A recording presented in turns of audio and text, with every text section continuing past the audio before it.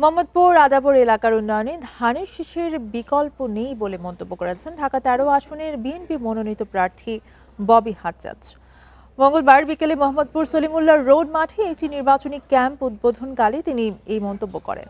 এ সময় ববি হাজ্জাজের সঙ্গে ছিলেন বাংলাদেশ ফুটবল ফেডারেশনের প্রেসিডেন্ট তাবিদ আওয়াল। এলাকার উন্নয়নের পাশাপাশি মাদক সন্ত্রাস দমনে জিরো টলারেন্সের কথা উল্লেখ করে পরিকল্পনার কথা তুলে ধরেন।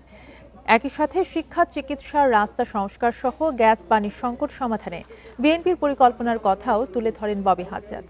এ সময় তিনি গণতান্ত্রিক অগ্রযাত্রায় বিএনপির অবদান এবং দেশ নির্মাণে পরিকল্পনার কথা ঘরে ঘরে পৌঁছে দেওয়ার আহ্বান জানান উপস্থিত সবাইকে।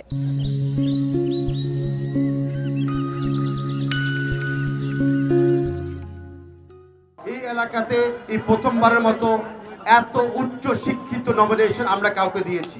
ইনশাআল্লাহ পুরা বাংলাদেশ এক করলে মোহাম্মদপুর, আদাবর, শ্যামলীর বাসিন্দারা সবচেয়ে উচ্চ শিক্ষিত এমপি প্রার্থীরা পাবেন ওদেরকে রিপ্রেজেন্ট করার জন্য। এটা আমাদের গর্ব, এটা আমাদের এলাকার গর্ব। দুইটা বার্তা দিতে হবে। একটা হলো পুরা দেশে, পুরা ২০ কোটি বাংলাদেশি জনগণের জন্য কি দরকার? ধানের শীষ দরকার।